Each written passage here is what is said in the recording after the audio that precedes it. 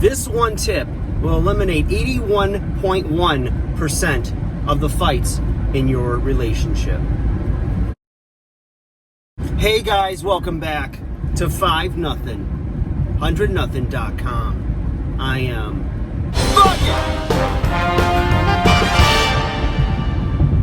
that stands for the fittest underdog guru using intelligent tactics. Guys, this one tip I have eliminates 81.1% of the fights that you will have with somebody you're dating, somebody you're in a relationship with, okay?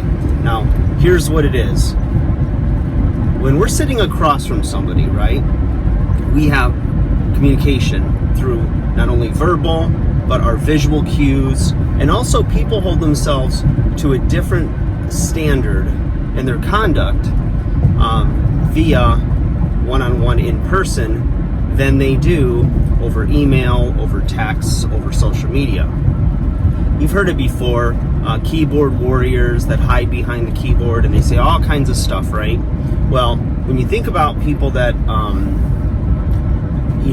are, say, cheating on a significant other, and or they're being aggressive with the opposite sex, a lot of times, especially over maybe the last 10, 15 years, with text communication, social media communication, people get a little more brave behind the keyboard because it's easier to ask somebody out or to flirt with somebody when it's over a text or an app, because it's easier to take rejection because you could just click off the app, right? Or delete them, whatever. In person, it's a little more humiliating, right? Your body language changes, you feel humiliated.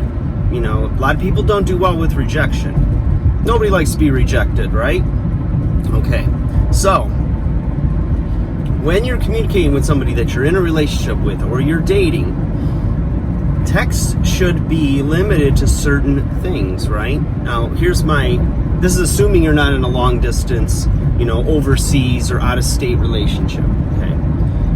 I heard this before from other dating coaches, and they would say, texting should be limited to just setting up dates. And I always thought, that's not possible.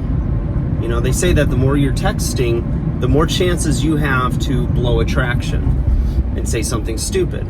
Now, not only might you say something stupid, but let's assume you think you have your text game down, right? You're a smooth operator. Well, here's the thing. Anything can be taken out of context, right?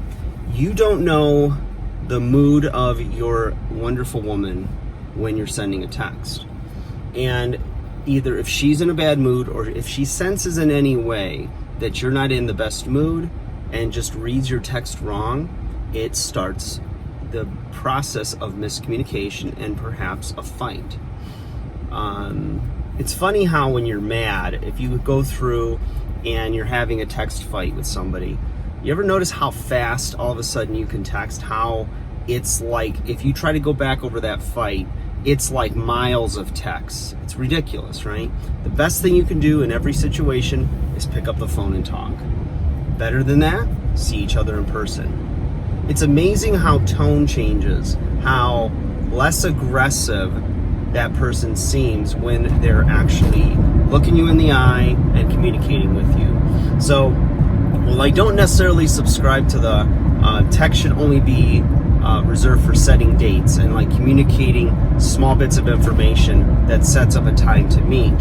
Although I think that it's a great form of communication because it allows you, even if you're in a meeting or you're not able to talk, you can simply communicate quick, factual information that is going to get you two together or to plan something or whatever it is, right?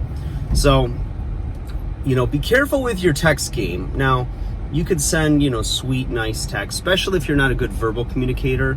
Maybe some of you are better with your written word, then, that could really work well for you. But you got to know what your strengths are, what your weaknesses are.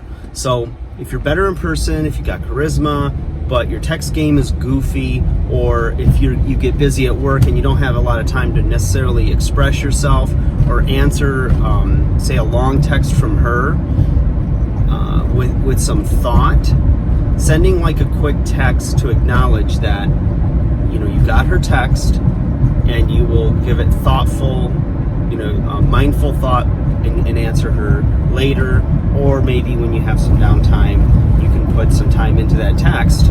Better yet, go see her in person, or let it wait if it's something that's not urgent. And if it is, then you can make a phone call if you're not able to see her in person for a period of time. So it's really interesting how things can get totally,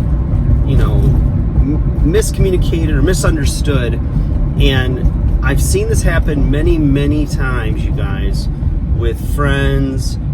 Even if I have some close clients that have had issues in their relationships and they're reading the text a certain way, and I look at it and I go, you could look at this a couple of different ways. And you need to actually, again, be in front of the person or get them on the phone if you can't, and get it done that way.